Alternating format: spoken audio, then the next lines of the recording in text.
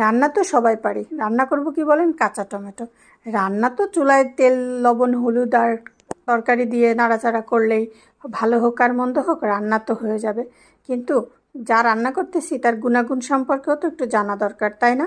আজকে কাঁচা টমেটো রান্না করতেছি। দিলাম কড়াইতে তেল, পেঁয়াজ, রসুন দিয়ে দিলাম টমেটোগুলো।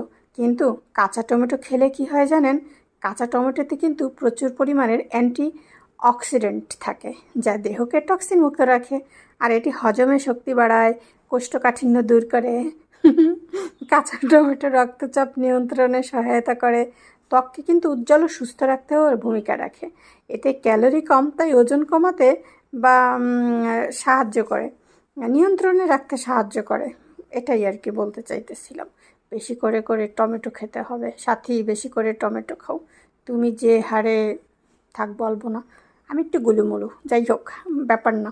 তো এদিকে আপনাদের সাথে গল্প করতে করতে দেখছেন, গল্প করি না, আমি আপনাদের উপকারই করছি।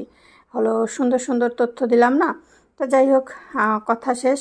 রান্না এই যে শেষ পর্যায়ে চলে এসেছে। এবার আমার টমেটোটা রান্না হয়ে গেছে। ধনিয়া পাতা দিয়ে জাস্ট আমি নামিয়ে নেব। আবার কোনো উপকারিতা নিয়ে চলে আসবো।